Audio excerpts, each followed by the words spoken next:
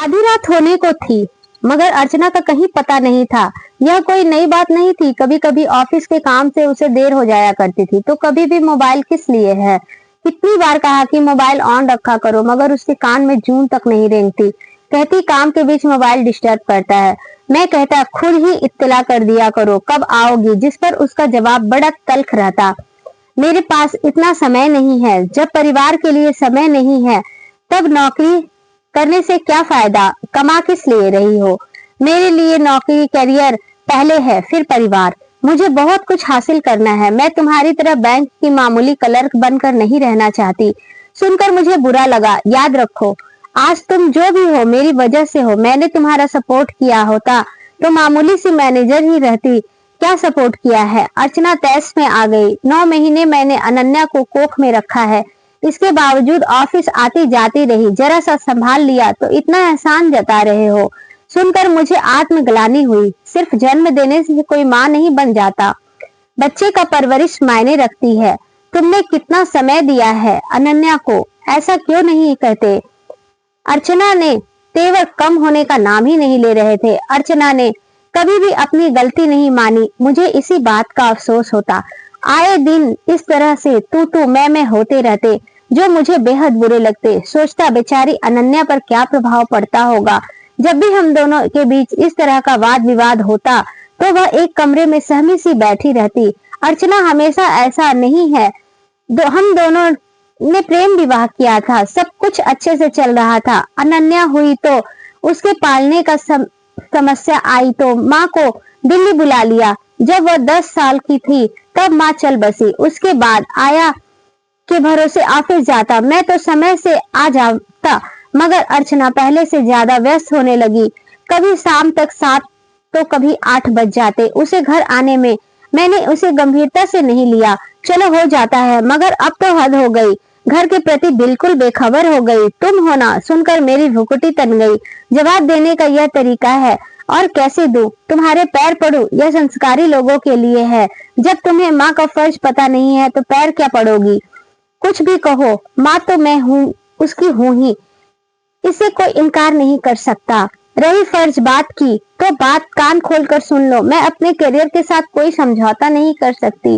तुम चाहते हो कि मैं बच्चों की फौज खड़ी कर दूं। तुम हमेशा मेरे कथन पर गलत अर्थ निकालती हो। मैं खूब समझती हूँ। तुम्हें बेटा चाहिए ना। नहीं, बस यही चाहता हूँ कि तुम अनन्या को अपनी बेटी समझो। उसके लिए क्या करना होगा। अर्चना का लहजा व्यंग्यात्मक था। मेरी तुमसे हाथ जोड़कर विनती है कि अनन्या को अपनी कमी न खलने दो, नहीं तो एक दिन हाथ मलने के लिए कुछ नहीं रह जाएगा तुम्हारे पास। वह संभव नहीं। उसके लिए तुम हो। अनन्या बड़ी हो रही है। वह दोनों के तल्ख संवादों का उस पर बुरा असर पड़ रहा है। जब भी मेरी नजर उस पर पड़ती है तब उसका मुरझाया चेहरा देखकर मेरा मन पीड़ा से भर उठता है। कितनी अभागिन है वह, जिसे माँ नहीं बल्कि पैसा कमाने वाली मशीन मिली है।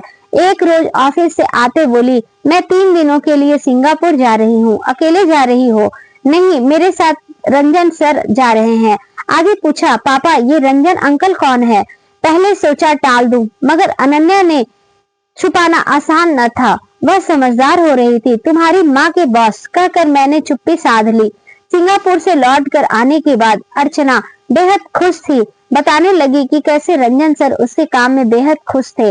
जिन जिन पार्टियों से मैंने डील की उस पर सबसे हमारी कंपनी को ऑर्डर दिया उन्होंने। वहीं पर मुझे एजुकेटिव निदेशक बनाने की घोषणा कर दी। न मैंने न ही अनन्या की इस पर कोई प्रतिक्रिया जताई। उससे तंज कसा होते भी क्यों।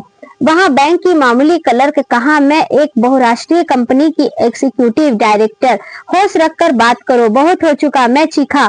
मेरा रौद्र रूप देखकर अनन्या डर गई। ऐसा पहली बार हुआ था। तुमने यह पद कैसे पाया है कि यह मैं अच्छी तरह जानता हूँ। मेरा मुंह मत खुलवाओ। खोलकर मेरा क्या बिगाड़ लोगे। हाँ, मैं हताश हूँ।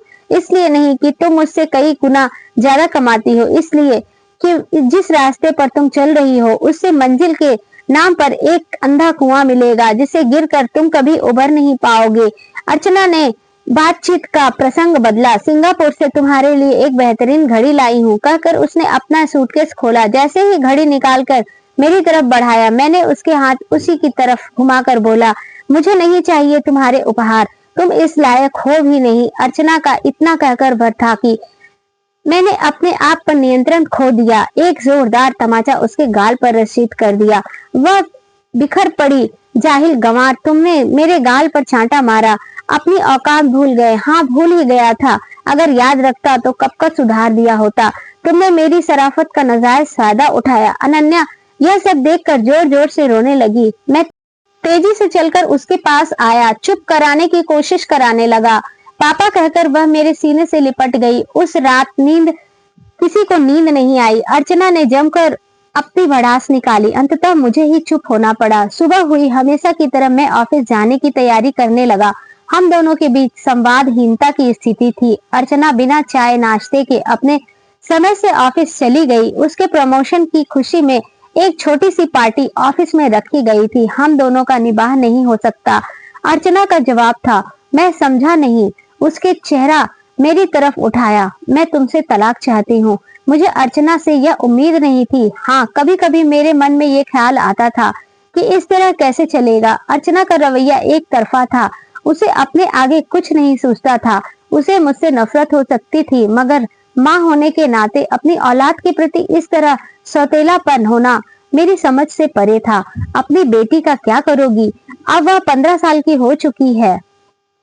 मेरी बेटी सिर्फ तुम्हारी है, मेरी तो कुछ लगती नहीं। अर्चना ने तंज कसा। मैं तुमसे बहस नहीं करना चाहता। ठंड दिमाग से सोचकर बताना। अब बताने के लिए कुछ बचा नहीं। मैंने मान लिया कि अब उसके पीछे नहीं हटूंगी। मैं नहीं चाहता कि अनन्या को माँ के साये से वंचित रहना पड़े।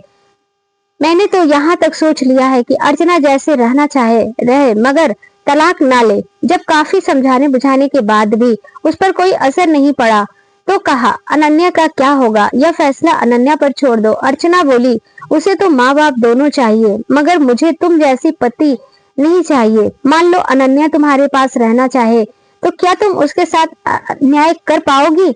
माँ हूँ, कोई सौतन नहीं। अगर उसकी जिंदगी में कोई सौतेले बाप आ गया तब अर्चना चिढ़ गई, मानो उसकी चोरी पकड़ी गई। तुम पुरुष होकर सौतेले माँ ला सकते हो तो मैं क्यों नहीं सौतेले बाप ला सकती हूँ। अगर वह मेरी तरह महत्वाकांक्षी, समान विचारों और उद्देश्य वाला होगा तो हर्ज ही क्या है, अंतर है। मुझे यह कहते शर्म आती है कि वह एक बैंक का मामूली क्लर्क है। क्लर्क तो पहले भी थे, तब अपने कैसे शादी की। मैं गड़े मुर्दे की नहीं उखाड़ना चाहती। मैं सिर्फ आगे देखती हूँ, पीछे देखना मेरा स्वभाव नहीं। पीछे तो मैं भी हूँ। अनन्या, अर्चना चीखी, तुम्हें नहीं रहना है तो मत रहो मेरे साथ। नहीं रहूंगी, डबडबाई आंखों से चीखी अनन्या का दृढ़ निश्चय देखकर मैं चकित था। क्या? अर्चना विस्फारित नेत्रों से देखने लगी। मैंने हमेशा पापा दादी का प्यार पाया है, आपका नहीं। आपका होना ना होना बराबर है मेरे लिए। इस बीच अर्चना ने विदुर रंजन से शादी कर ली। पत्रकारिता की डिग्री लेकर अनन्या एक बड़े न्यूज चैनल की पत्रकार बन गई। उसी की पसंद के लड़के से उसकी शादी तय कर दी।